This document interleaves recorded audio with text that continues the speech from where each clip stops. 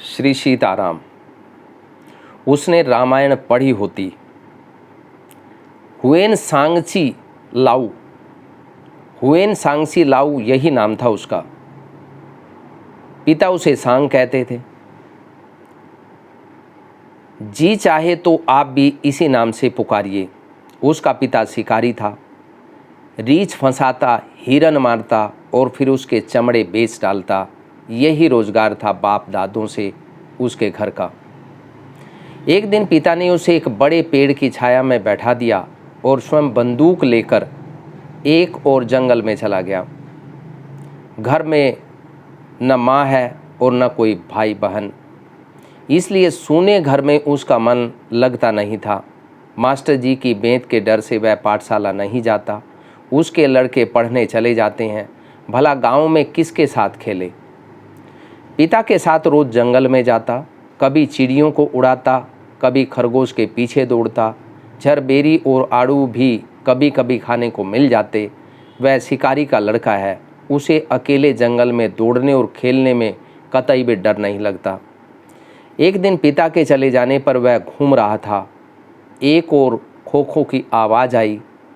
वह देखने दौड़ गया। एक बड़ा सा रीछ कंटीली झाड़ियों में उलझ गया था। बड़े बड़े बालों में कांटे फंसे थे। एक ओर से कांटे छुड़ाता तो दूसरी ओर उलझ जाते। रीछ घबरा गया था। लड़के को दया आ गई। वह पास चला गया। उसने कांटे छुड़ाकर रीछ को छुटकारा दे दिया। रीछ बड़े जोर से चिल्लाया। लड़के के सामने खड़े होकर देर तक भल भलाता रहा।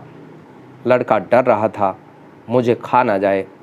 भाग भी नहीं सकता था। रीछ जाने क्या व्याख्यान दे रहा था। थोड़ी देर में रीछ उल्टे भाग गया, चला गया वहाँ से। लड़के की जान में जान आई, क्योंकि उसे तो भय लग रहा था कि कहीं रीछ उसे नुकसान ना पहुँचा दे। रीछ किसी पर चिढ़ जाए तो बड़ा भयानक शत्रु हो जाता है। वह पेड़ पर भी चढ़ जाता है, लेकिन किसी पर प्रसन्न हो जाए तो मित्र भी बहुत अच्छा बन जाता है रीछ। अपने पर उपकार करने वाले का उपकार वह भूलता नहीं।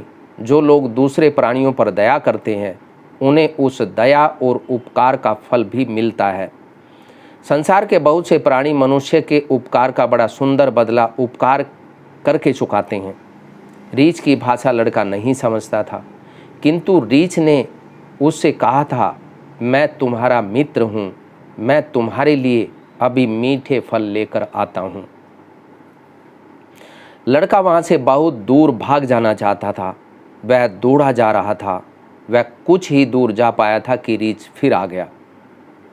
अब की बार वह कई सुंदर सुंदर फल लाया था। उसने लड़के के हाथों में फल दे दिए। लड़के ने खाकर देखा कि बहुत मीठे फल हैं। लड़के और रीछ की दोस्ती हो गई। इस मित्रता से लड़के का बाप बहुत प्रसन्न था। रीछ लड़के को रोज मीठे मीठे फल लाकर देता। लड़का अपने पिता को भी वे फल खाने को देता था। एक दिन लड़के ने जंगल में आते ही देखा कि उसके मित्र रीछ की आंखें दुखनी आ गई हैं।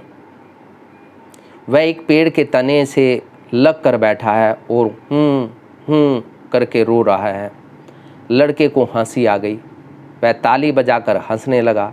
रीछ को आया गुस्सा और उसने लड़के की नाक नोच खाई। लड़के की यह दुर्दशा क्यों होती? यदि उसने रामायण पढ़ी होती, यदि उसने रामायण की शिक्षा ली होती, तो उसे पता होता कि जो न मित्र दुख हों ही दुखारी, तिनहई बिलोकत पातक भारी।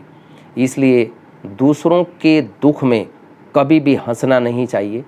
कोशिश करनी चाहिए, अगर कोई दुखी है तो उसको सांत्वना दें, उसका ढांढस बधाएं और उसका हौसला अफजाई करें और कोशिश करें कि उसको उस दुख से निजात मिल जाए। बहुत बहुत शुभकामनाएं आपको, अगर आपने इस कहानी से कुछ सीख ली हो तो। जय श्री सीताराम।